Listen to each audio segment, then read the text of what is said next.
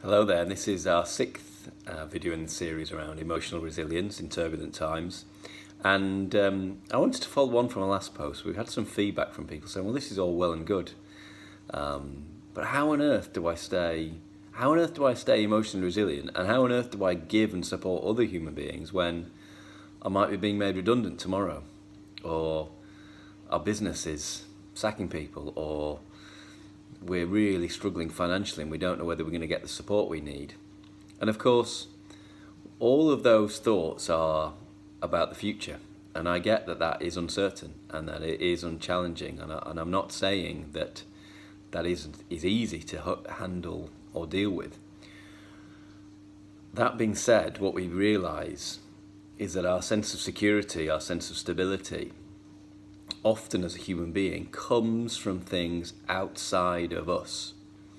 Now, in some of Deepak Chopra's work, the 7 Spiritual Laws of Success, the A to Z Guide of Creating Affluence, which is a deeply spiritual book, albeit having affluence in the title, we begin to realise through his work and many other famous authors, Eckhart Tolle, great spiritual teacher, that Mickey Singer, author of The Surrender Experiment and The Untethered Soul, we begin to realise that if our sense of security and stability is linked to something outside of us, that if that is linked to any one thing that could be taken away, a job title, a amount of money in the bank, a relationship with a certain person, then that is ultimately going to lead to challenges at some point. What is happening right now is that that challenge is being experienced en masse by multiple people all at the same time, which is unprecedented. And within that unprecedented nature, there's a huge opportunity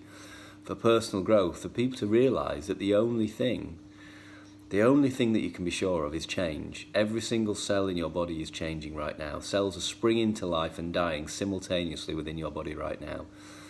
And ultimately, security is as a concept is about trying to hang on and cling on to something that is fixed, that is stable, which is in essence trying to hold on to the past. Now, I know it's uncomfortable, and in any period of uncomfort and discomfort there's room for growth. I know my next door neighbour years ago lost his job and spent 2 months, he would admit, spent 2 months at that time.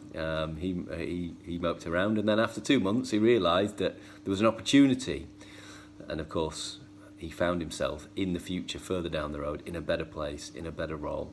Now, that might not be obvious and clear for you right now. I get it's uncomfortable if you're in that position right now. Having said that, think back in the past to times where something went wrong that turned out actually be to your biggest blessing.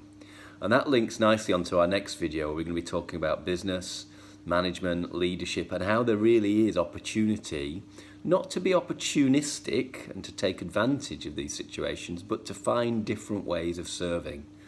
And in doing so, coming out the other side with a greater sense of resilience and opportunity and fulfillment.